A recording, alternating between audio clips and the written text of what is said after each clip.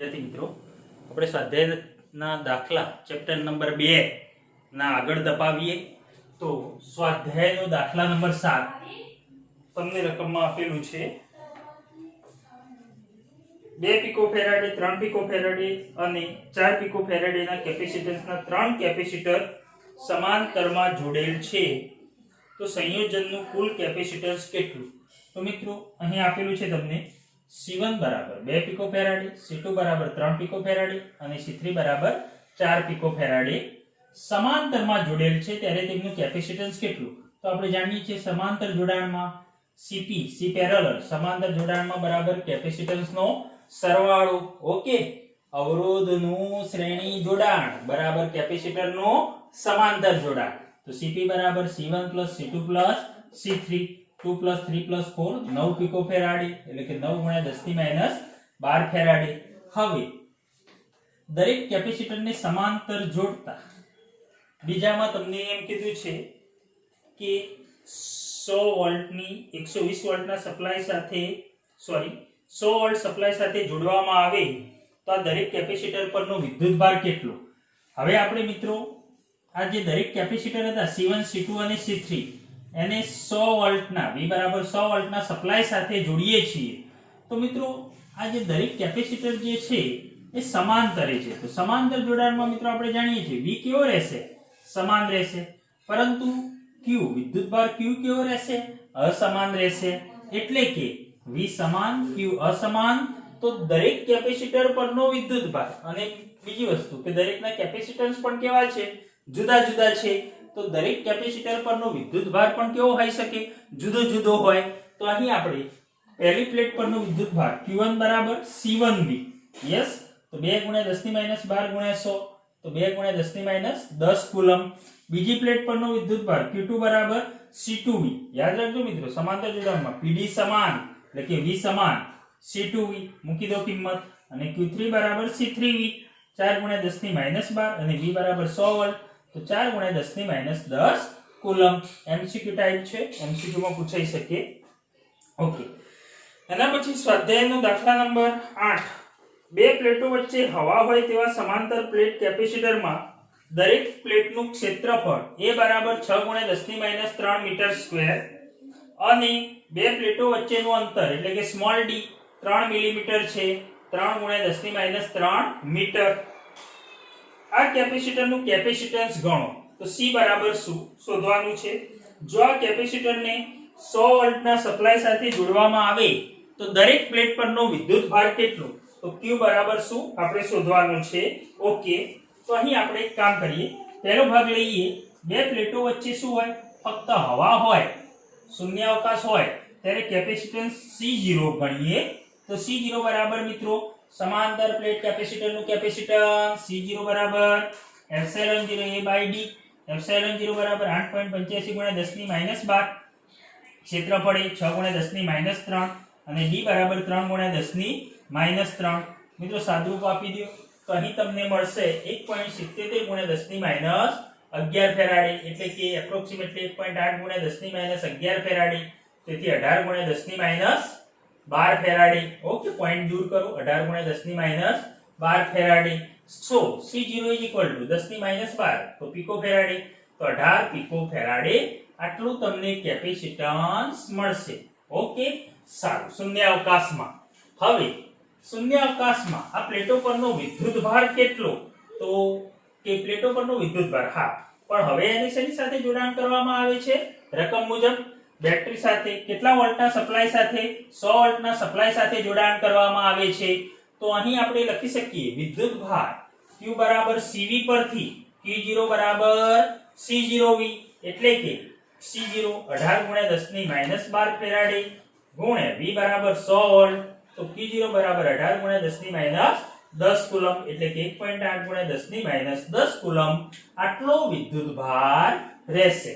Okay, હવે સ્વાધ્યાયનો દાખલા number 9 શું કહેલ છે તો એમાં એવું કહેલ છે કે ઉપરની રકમ પરથી આ ઉપરની રકમ છે એના પરથી આપેલ કેપેસિટરમાં 3 મીમી જાડાઈની 3 મિલીમીટર જાડાઈની એટલે કે અહીં 3 મિલીમીટર જાડાઈની માઇકા અબ્રક એટલે અબ્રકની પ્લેટ જેનો ડાઇલેક્ટ્રિક અચળાંક K બરાબર કેટલો છે 6 છે જોડવામાં આવે તો બે પ્લેટ કેપેસિટરની બે પ્લેટ વચ્ચે જોડવામાં આવે જ્યારે વોલ્ટેજ સપ્લાય જોડેલો હોય અને વોલ્ટેજ સપ્લાય નું જોડાણ દૂર કર્યા બાદ દાખલ કરવામાં આવે તો દરેક કિસ્સામાં શું થાય તે સમજાવો. ઓકે, ધ્યાન રાખો મિત્રો.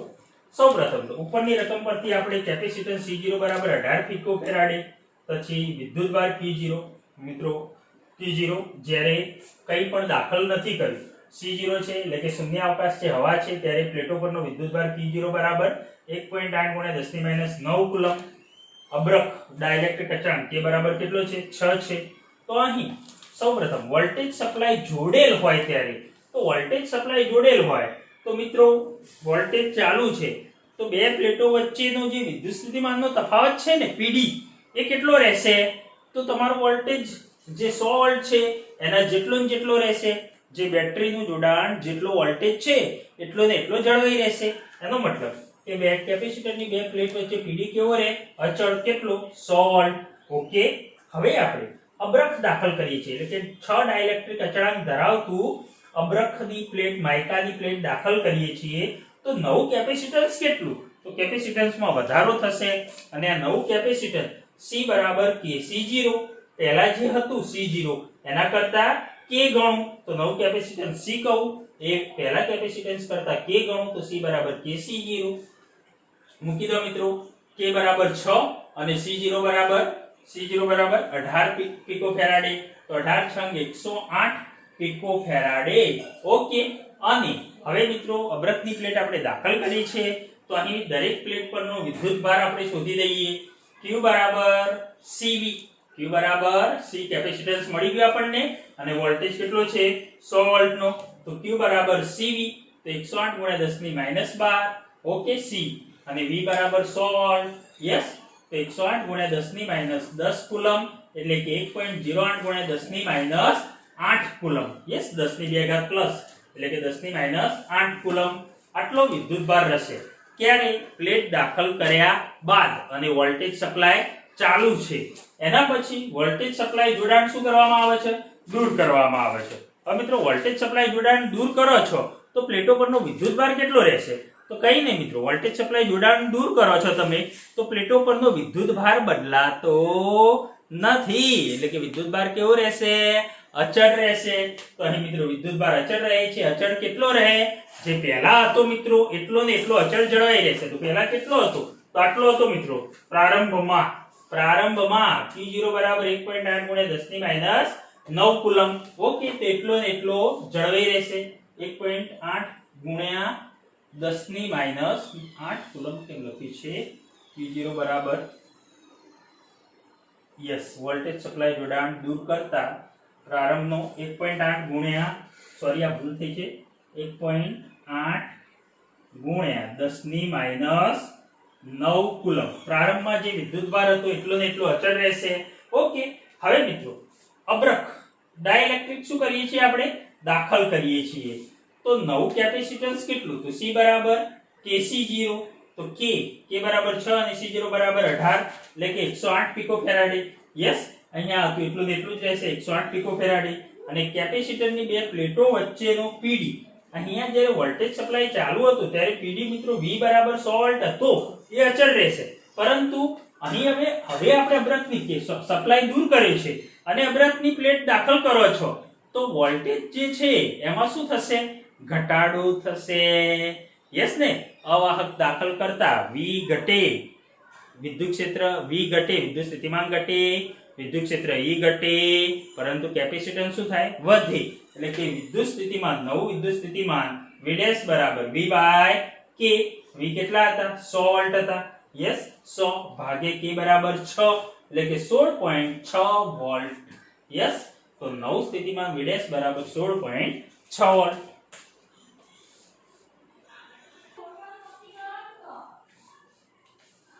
ઉદાહરણ નંબર મિત્રો સ્વાધ્યાયનો દાખલા નંબર 10 જોઈએ તો 10 માં શું છે? 12 પિકોફેરાડેનું એક કેપેસિટર 50 વોલ્ટની બેટરી સાથે જોડેલું છે. C બરાબર 12 પિકોફેરાડે એટલે કે 12 × 10⁻12 ફેરાડે અને V બરાબર 50 વોલ્ટ. તો કેપેસિટરમાં કેટલી વિદ્યુત ઉર્જા સ્થિત વિદ્યુત ઉર્જા સંગ્રહ પામશે એટલે કે U બરાબર શું સિમ્પલ મિત્રો કેપેસિટરમાં સંગ્રહ પામતી વિદ્યુત સ્થિતિ ઉર્જા U બરાબર C અને V આપેલું છે 1/2 CV².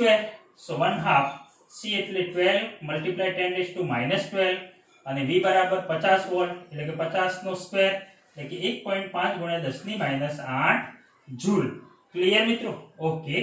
હવે સ્વાધ્યાયનો 11મો દાખલો શું કીધું છે? ખૂબ મહત્વનો મિત્રો, એક્ઝામ માટે પણ આ ખૂબ જ ઇમ્પોર્ટન્ટ એક્ઝામ્પલ છે, પરીક્ષામાં બોર્ડમાં પૂછાઈ શકે. ઓકે, આ દાખલો હું તમને બે રીતે શીખવાડું છું. ઓકે, ધ્યાન રાખશો.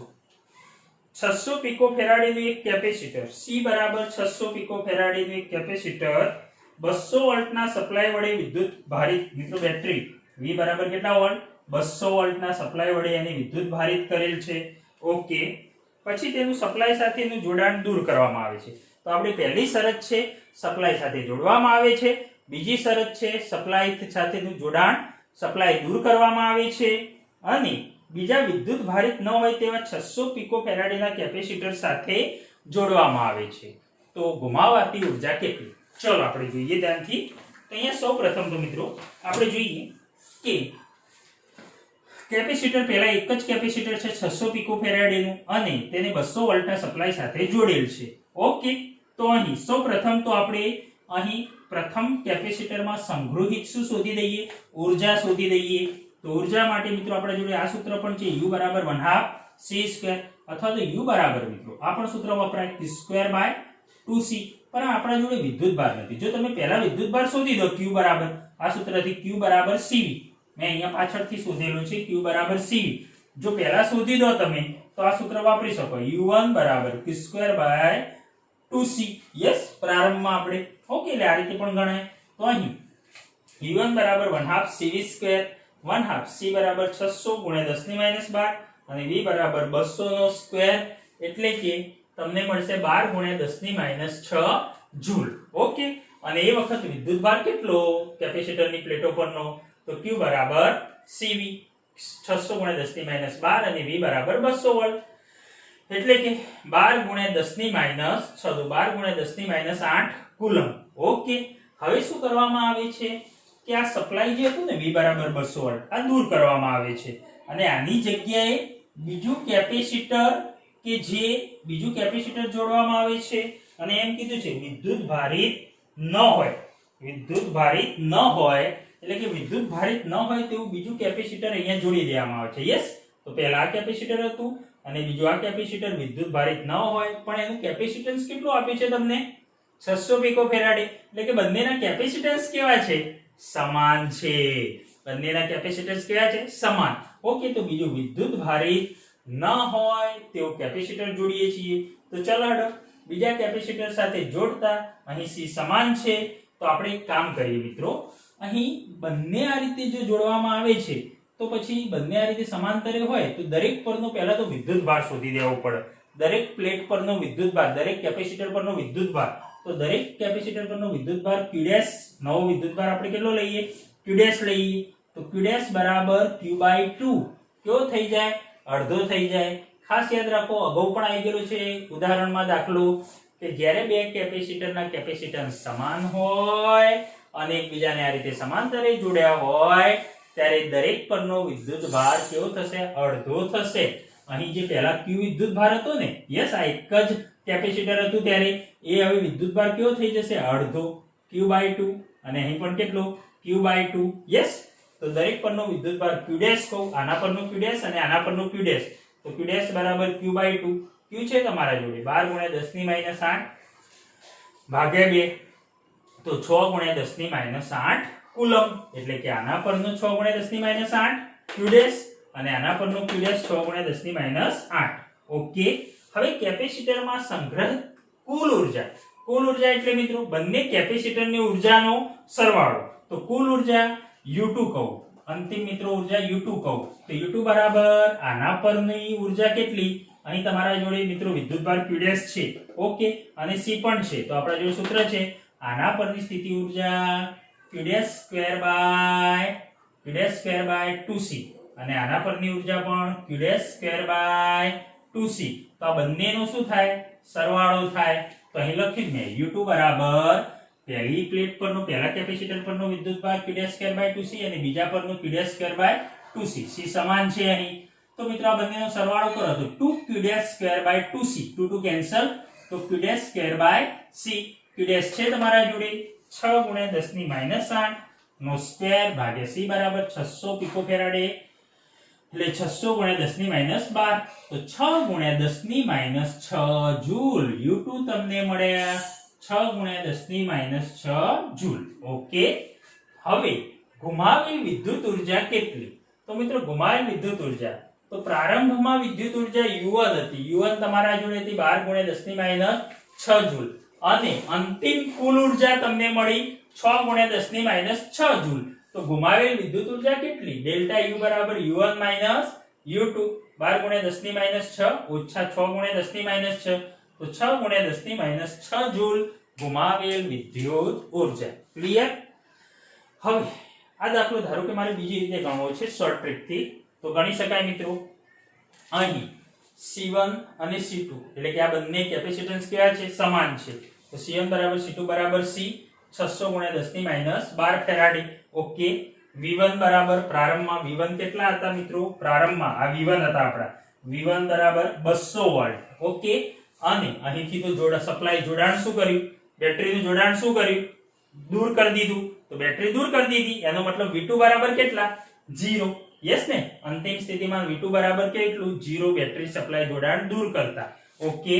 તો ગુમાવેલ ઉર્જાનું સૂત્ર છે મિત્રો, ખાસ યાદ રાખજો.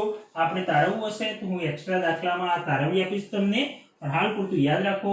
ગુમાવેલ વિદ્યુત ઉર્જા ડેલ્ટા U બરાબર C1 C2 બ્રેકેટમાં V1 - V2 whole square upon 2 C1 plus C2. Okay. C1 C2 upon C1 plus C2 આ તો યાદ રાખી શકો. V1 - V2 હોલ સ્ક્વેર ભાગ્યા 2. આમાં મિત્રો કિંમતો મૂકી દો બધી, V1 ની, V2 ની, C1 C2 તો 6 × 10⁻6 જૂલ ડાયરેક્ટ તમને જવાબ મળી જશે. ક્લિયર? હવે મિત્રો એક કામ કરીએ. આજે મેં એક્ઝામ્પલ લીધો, આ રીતનું એક્ઝામ્પલ પરીક્ષામાં MCQ ટાઈપ કે જીનીટ એક્ઝામ કોઈ પણ એક્ઝામમાં મિત્રો પૂછાય છે. તો આવો એક એક્સ્ટ્રા એક્ઝામ્પલ હું લઉં MCQ ટાઈપ, જેના ઉપરથી આપણે આ દાખલાનો જવાબ ફરીથી તારવીએ. તો જુઓ અહીં ધારો કે અહીં રકમ હું બોલું છું, સમજજો. એક સમાંતર એક વિદ્યુત ભારિત કેપેસિટરની ઉર્જા U છે. હવે બેટરી દૂર કરી તેને તેના જેવા જ બીજા એક વિદ્યુત ભાર રહિત કેપેસિટર સાથે સમાંતરમાં જોડવામાં આવે છે. બરાબર? ઓકે. તો પહેલું તો અહીં લખ્યું છે એક વિદ્યુત ભારિત કેપેસિટરની ઉર્જા U છે.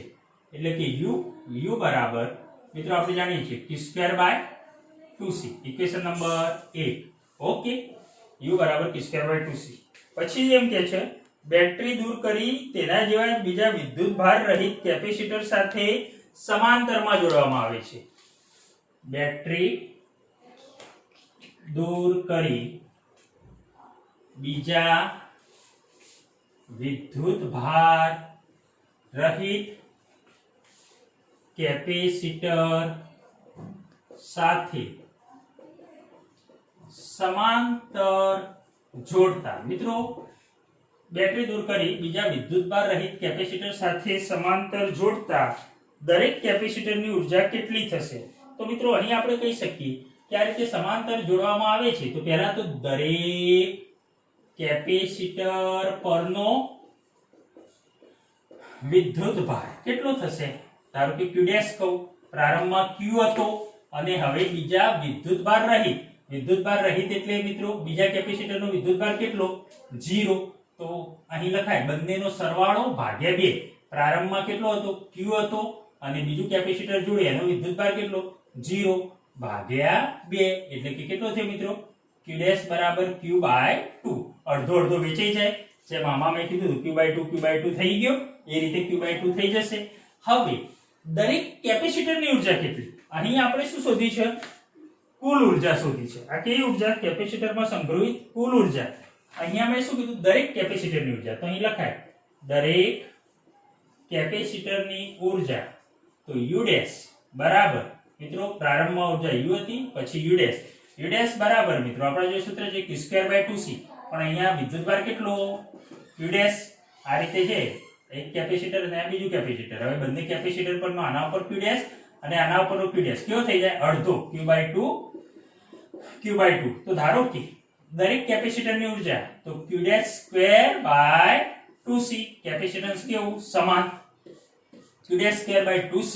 ઓકે, તો અહીં q ડેશ બરાબર તો શું છે q/2, તો અહીં q ડેશ ની જગ્યાએ લખો q/2 નો સ્ક્વેર ભાગ્યા 2c એટલે કે q²/4 તો અહીં લખાય q²/4 અને નીચે 2c તો ખરા જ, આ 4 નીચે આવે અને નીચે પાછા 2c તો ખરા, તો q²/2c પણ q²/2c તો શું છે પ્રારંભિક ઉર્જા u છે, તો ઉર્જા કેટલી આવી u/4.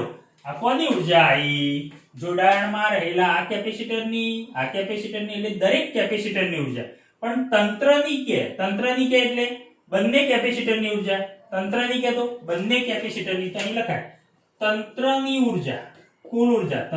કુલ ઉર્જા બરાબર એક કેપેસિટરની કેટલી u/4, આ દરેક એક કેપેસિટરની u/4 અને બીજા કેપેસિટરની પણ u/4, તો કેટલી થાય 2u/4 એટલે કે u/2.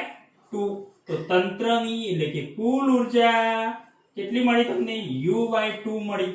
હવે મિત્રો આ દાખલો જો તમારે ગણવો છે આ રીતે, તો અહીંયા તમે સીધું શોધી શકો છો. પ્રારંભમાં ઉર્જા કેટલી, પ્રારંભમાં ઉર્જા u બરાબર q²/2c. તમે એક કામ કરો, અહીં q શોધી દો અને પછી u બરાબર q²/2c કરો તો તમને મળશે 12 × 10⁻6 જ મળશે.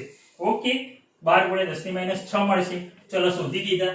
અને અંતિમ ઉર્જા, તો અંતિમ કુલ ઉર્જા કેટલી u/2, તો અહીં ઉર્જા પ્રારંભમાં u કેટલા મળ્યા તમને આ સૂત્રથી પણ શોધાય u બરાબર q²/2c થી શોધો ને તો આટલું જ મળશે, પણ પહેલા q શોધી દેવાના. ઓકે, ચલો તો આટલી મળી, તો અંતિમ ઉર્જા કેટલી તો u/2 કુલ ઉર્જા, તો ભાગ્યા 2 કર દો 12 × 10⁻6, 12 × 10⁻6 ભાગ્યા 2 તો કેટલી મળી 6 × 10⁻6 મળશે. યસ ઓર નો? એટલે કે આ સૂત્રથી ડાયરેક્ટ તમે કુલ ઉર્જા શોધી શકો છો અને MCQ માં આ સૂત્ર ખૂબ કામમાં આવશે. MCQ એક્સ્ટ્રામાં એડ કરી દેજો મિત્રો. અને જો દરેક કેપેસિટરની કે તો u/4. યસ, સમજણમાં આવ્યું?